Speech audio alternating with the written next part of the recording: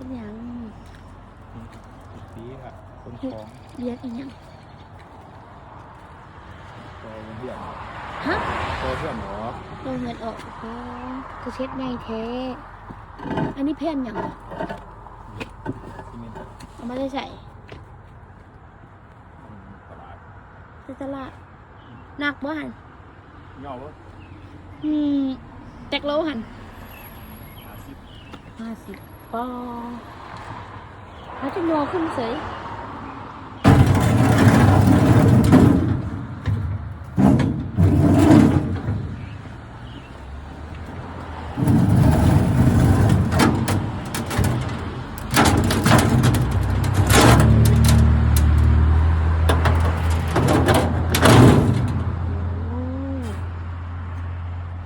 อันนี้รถตัดหญ้า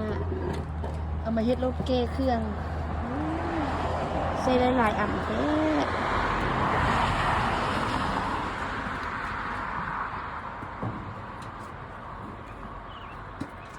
อันนี้แก้ได้หนักสมัยนี้หลายสิบจากโลเคยใช้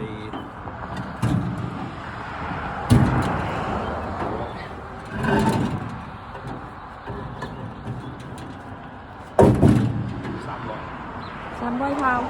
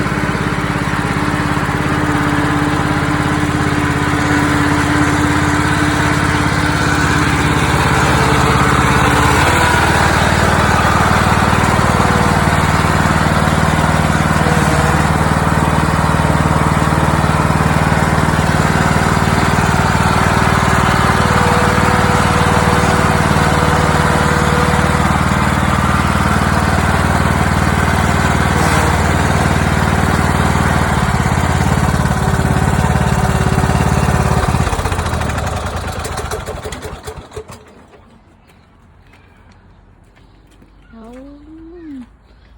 เพิ่นแก้ก้อนหินมาเฮ็ดเฮือนน้อยป้าปลูกได้หลายได้เด็ดนี่นะเอาปลูกเดี๋ยวนี้ก็คักเนาะก็สบายได้นี่มาปลูกเดี๋ยวนี้นะ เปิดถ่ายจังหวะ งานเท่เฮือนน้อยนี่นะใครสิแล้วเลยได้นี่จะแค่นี่สิแล้วนี่ เปิดนี่ก็ได้ อันนี้จะเฮ็ดเองวะนี่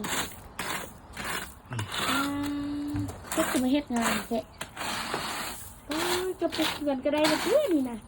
เฮ็ดงานได้ซ้ำอะไรนี่นะอุปกรณ์เป็นธรรมดาโอ้มานั่งกินข้าวอยู่นี่ก็คักได้เนาะ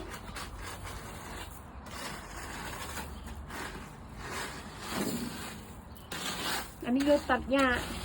ตัดได้ทั้งหญ้าแก้ได้ทั้งของแก้ได้ทั้งเครื่องคุ้มเป็นคุ้มเลย